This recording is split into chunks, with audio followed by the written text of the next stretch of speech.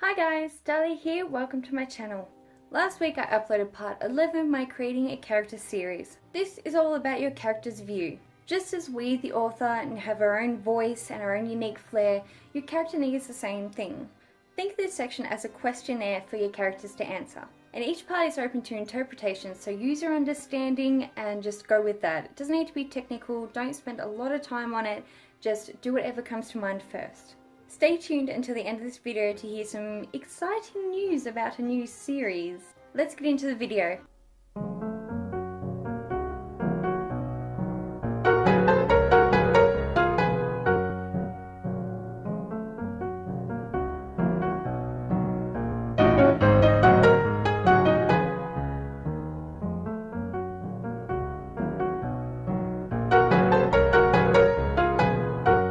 Question 1.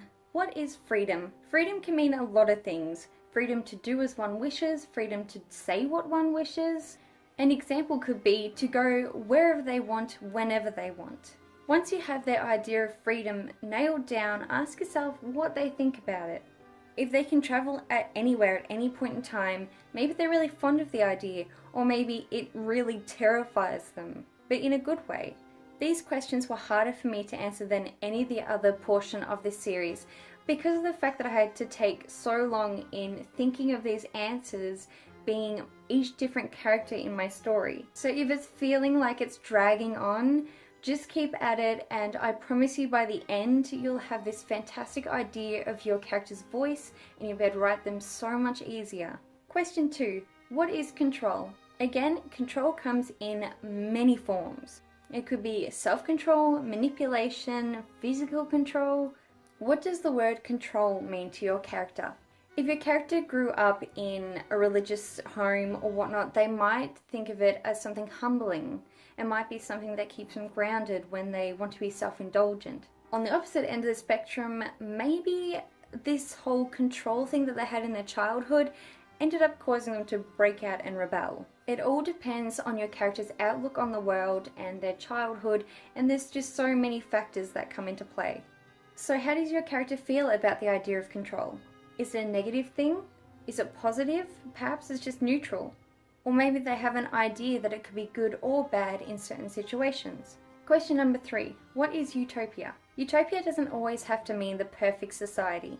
This is a common interpretation, but also just doesn't have to be what your character believes. Your character can believe that it's anything. Many people think that what comes with a utopian society is heavily regimented rule or schedule or being dosed daily with a serum that kind of, dulls them down a bit. Because without this, then perhaps they would, go to crime or something like that, so they need some sort of control to make everyone docile. In George Orwell's 1984, many people actually believed they were in a utopian society and that everything that Big Brother was doing was spot on. To others, such as Winston and Julia, they see it as a controlling society. They know that something is wrong and that they've been brainwashed or programmed to think what everyone else thinks. Maybe your character has this belief, or maybe they actually think of it as Voltaire's utopian sort of idea, or maybe they just think of it as a state of being or a state of mind. So what does your character think of it? Do they think that giving everyone a daily dose of some serum that makes them docile a good thing? Or do they think it's a bad thing because then they don't express themselves individually? Question 4. What is anger? Anger could refer to a whole heap of actions or emotions. It could be a verbal outburst, it could be punching a wall, it could just be seething inward. Whatever the case, anger can be a strong driving force. Does your character think of anger as a necessity or a problem?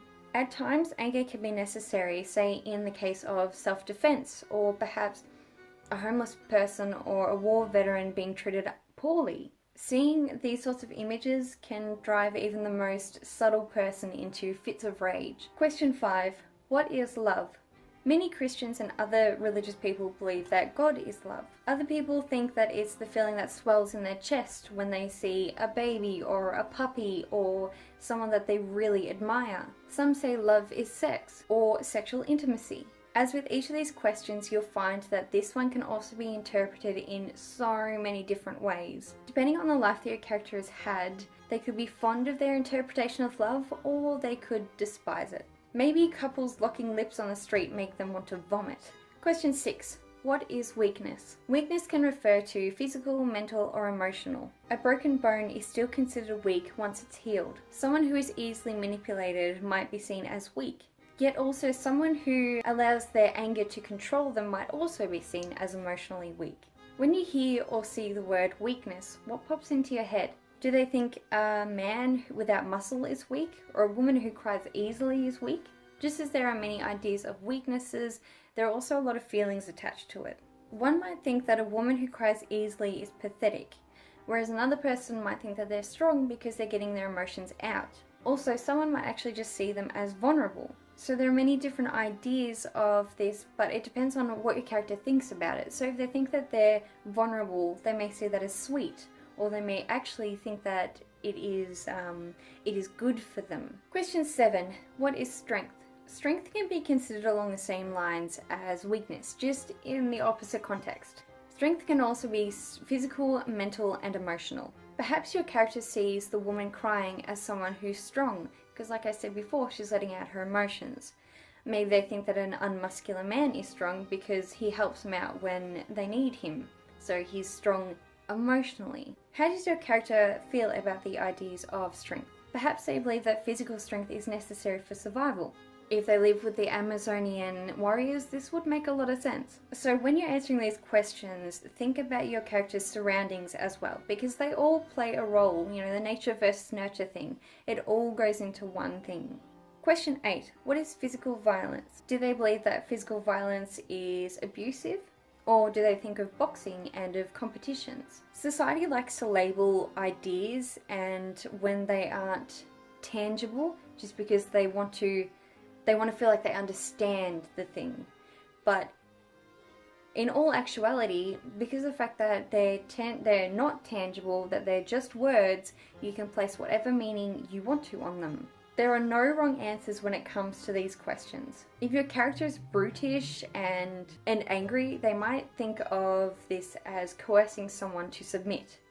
And they might think of this as fun, whereas another character would see this as horrible and degrading and just plain cruel. Question 9. What is happiness? This is the age-old question. Many psychologists, scientists, and religious figures have tried to figure out this question, but realistically they've all fallen short. Now before you bite my head off, I'll explain why I think that. While they can think of society as a whole, they don't take into consideration each individual.